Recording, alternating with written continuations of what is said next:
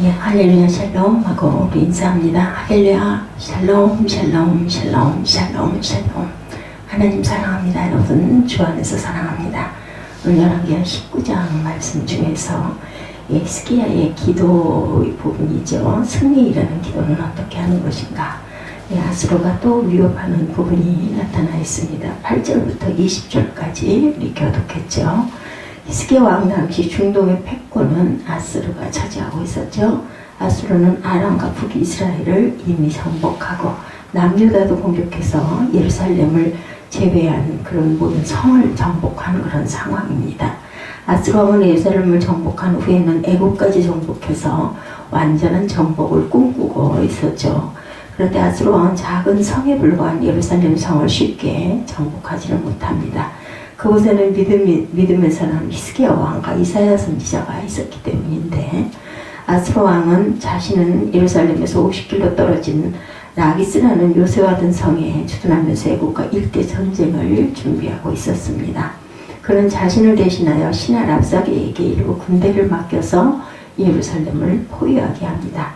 랍사게는 예루살렘을 전면 공격하기 전에 심리전을 펼치는 내용이 오늘 그 본문 8절부터 쭉 이어지는 부분이죠. 랍사게는 예루살렘을 이제 심리전만으로 승리한다면 전력의 손실을 줄일 수 있는 좋은 작전이기 때문에 심리전을 펼치고 있고, 그는 특별히 유다 말을 할 줄 아는 사람이었고, 그는 예루살렘 성벽 가까이 다가가서 유다 말로 유다 백성들을 위협하는 말을 합니다. 또한 하나님을 조롱하는 말도 서슴지 않죠. 이 소식을 전해들은 히스기야는 왕복을 찢고 이 굵은 베옷으로 갈아입습니다. 그의 행동은 하나님 앞에 죄를 회개하는 것과 겸손한 마음을 표현하는 것이었고, 그는 성전에 올라가서 기도하죠. 그는 자신이 직접 하나님께 기도했을 뿐만 아니라 자신의 신복들을 불러서 그들에게도 굵은 베옷을 입게 하고 이사야 선지자에게 보내죠. 이사야 선지자에게 중보 기도를 부탁하기 위해서 보냅니다.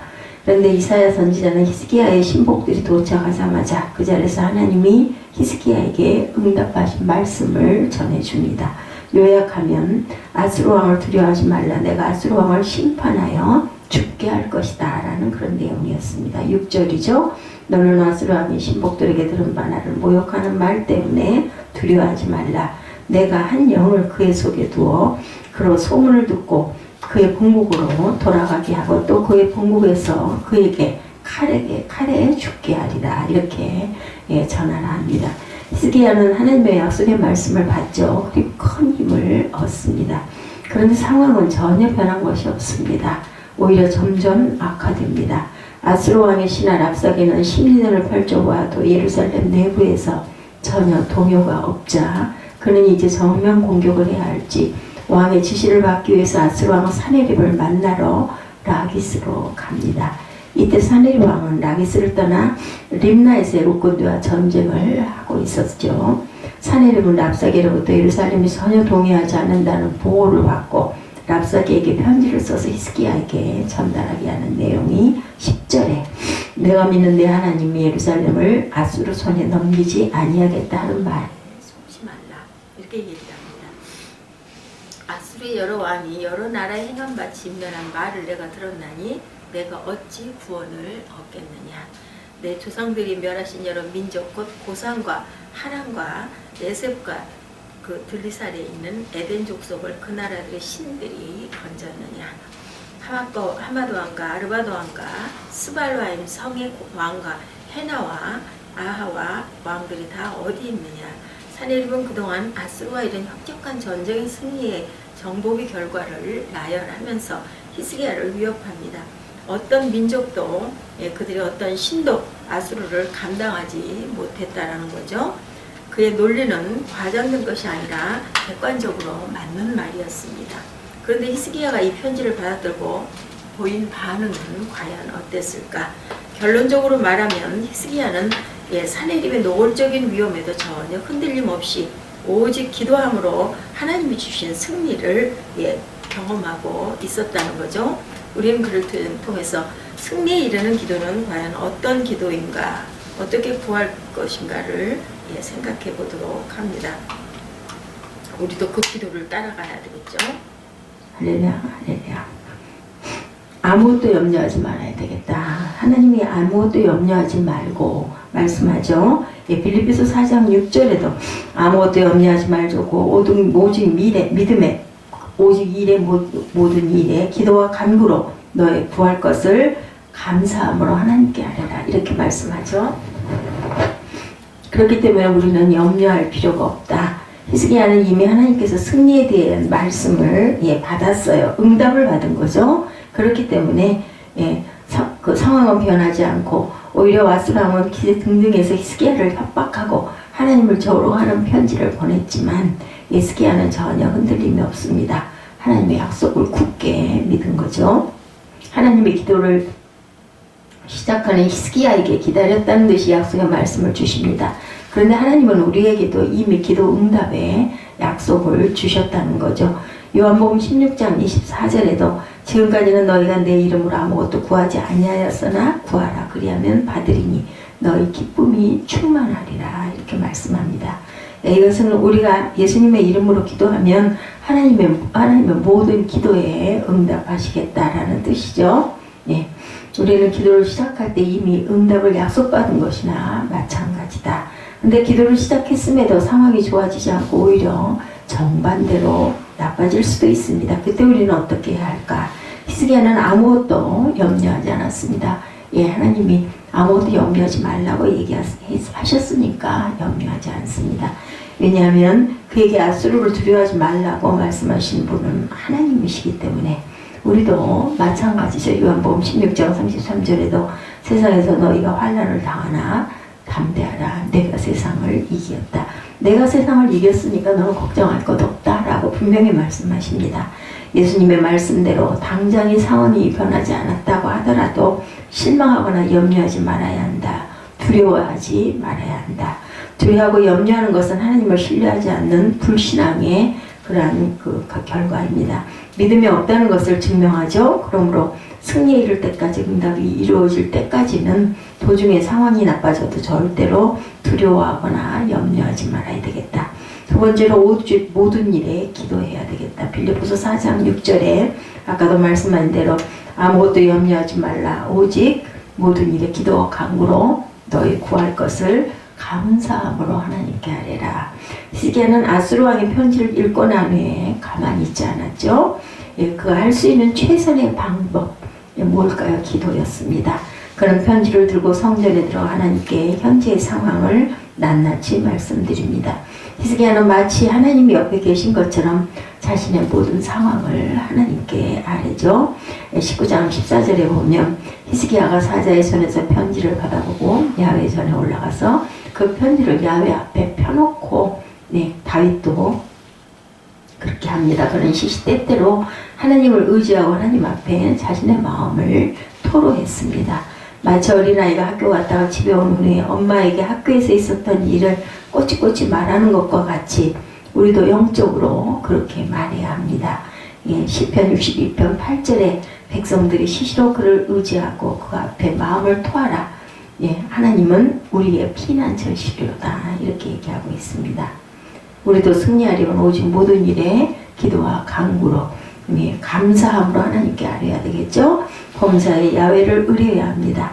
크거나 작거나 중대하거나 사소하거나 가리지 말고 하나님께 기도해야 합니다. 그리고 항상 감사함으로 아뢰야 되겠다. 기도를 시작하였고 이사야 선지자를 통해서 약속의 말씀을 히스기야는 받습니다. 그러면 무언가 하나님이 역사하실 수도 있는데 상황은 그대로라는 겁니다. 오히려 아수르의 전면 공격이 임박한 상황은 점점 다가오기만 합니다. 예루살렘이 전면에 유세이긴 해도 막강한 아수르 군대 공격을 오랫동안 막아낼 그 상황은 안 되죠.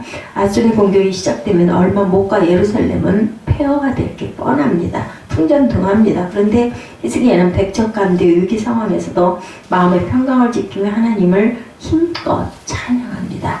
15절이죠. 그 앞에서 히스기야를 기도하여 이르되 그룹들 위에 계신 이스라엘의 하나님 야훼여 주는 천하 만국의 홀로 하나님이시라. 주께서 천지를 만드셨나이다. 이렇게 시작합니다.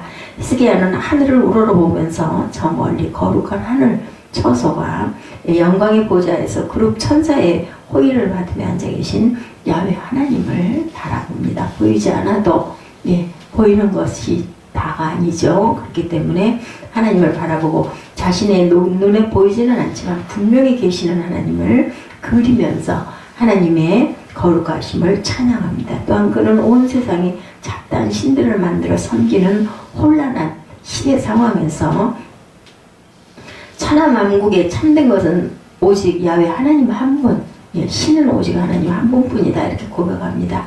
위대한 신앙 고백이죠. 이 고백이 없었다면 아수르 왕의 편지에 흔들릴 수밖에 없었겠죠.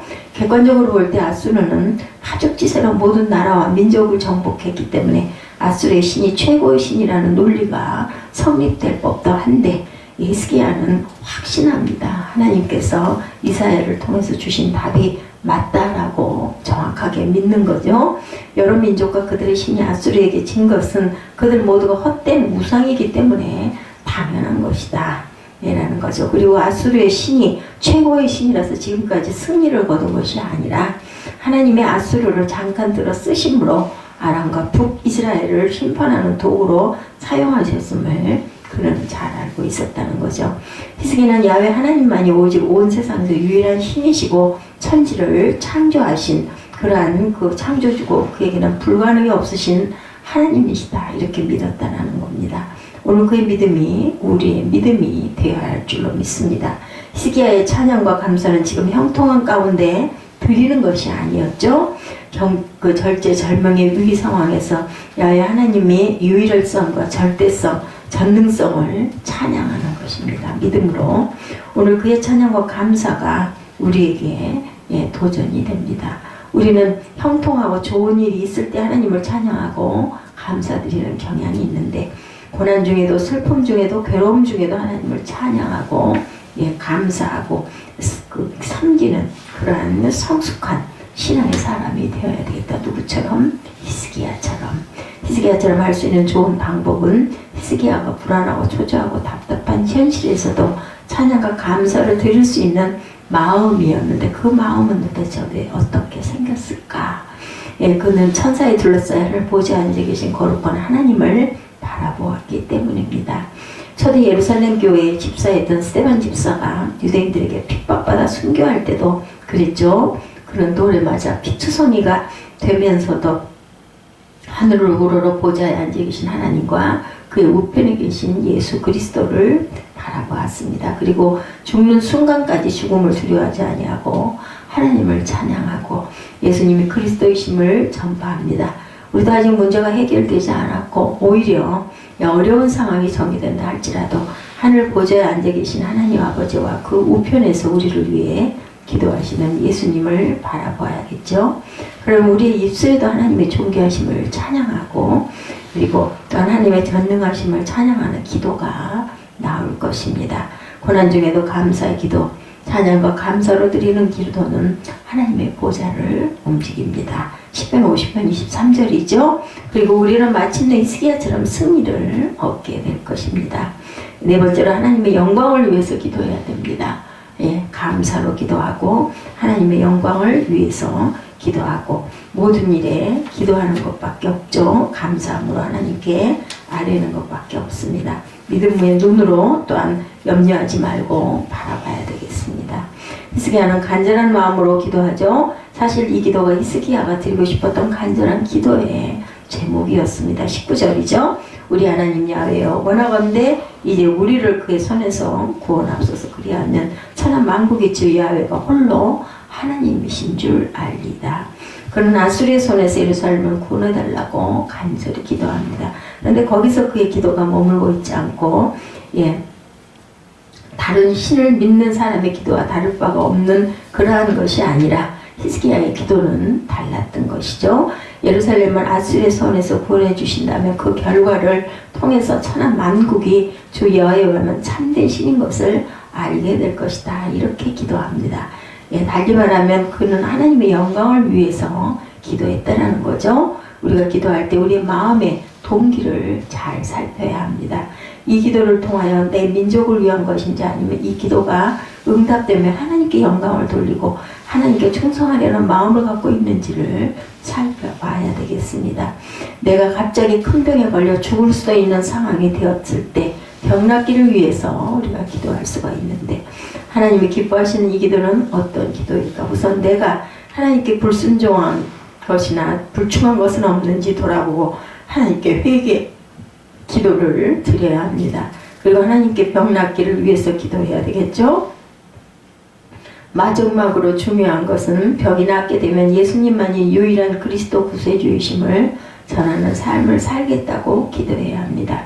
히스기야는 그 시대에 맞는 복음을 전하고자 하는 기도를 드렸죠. 그것은 야훼만이 유일한 신이심을 천하 만국이 알게 되기를 소망하는 기도였습니다. 오늘 우리는 우리의 기도가 응답됨으로 예수님만이 우리의 유일한 구세주임을 전파하는 소망을 가져야 되겠죠. 그것이 이 시대에 하나님께서 가장 원하시고 영광 받으시는 그러한 기도입니다. 마태복음 16장 16절이죠. 예, 베드로의 고백입니다. 주는 그리스도시요 살아계신 하나님의 아들이십니다. 예, 히스기야는 아수르의 위협 앞에서도 흔들리지 않고 기도함으로 마침내 하나님이 주시는 멋진 승리를 경험합니다. 승리에 이르는 기도는 과연 어떤 기도일까? 아무것도 염려하지 말고 모든 일에 감사함으로 기도하는 마음, 기도와 간구로, 그죠? 이 하나님의 영광을 위해서 우리가 항상 기도할 줄 알아야 되겠다. 그리고 또한 아무것도 염려하지 말아야 된다는 것을 하나님이 오늘도 열왕기하 19장을 통하여 히스기야의 기도를 통하여 말씀하십니다. 아수르가 그죠? 예루살렘 하나를 그 성 하나를 남겨놓고 전면 공격을 감행한다 할지라도 이사야가 전해준 하나님의 말씀을 확신으로 답으로 알고 두려워하지 않고 감사함으로 상황은 더 나빠지는데도 불구하고 하나님의 영광을 위해서 기도했던 것처럼 감사하고 그리고 담대함으로 기도하는 저와 여러분 되시기를 주님의 이름으로 축복합니다. 기도하시겠습니다.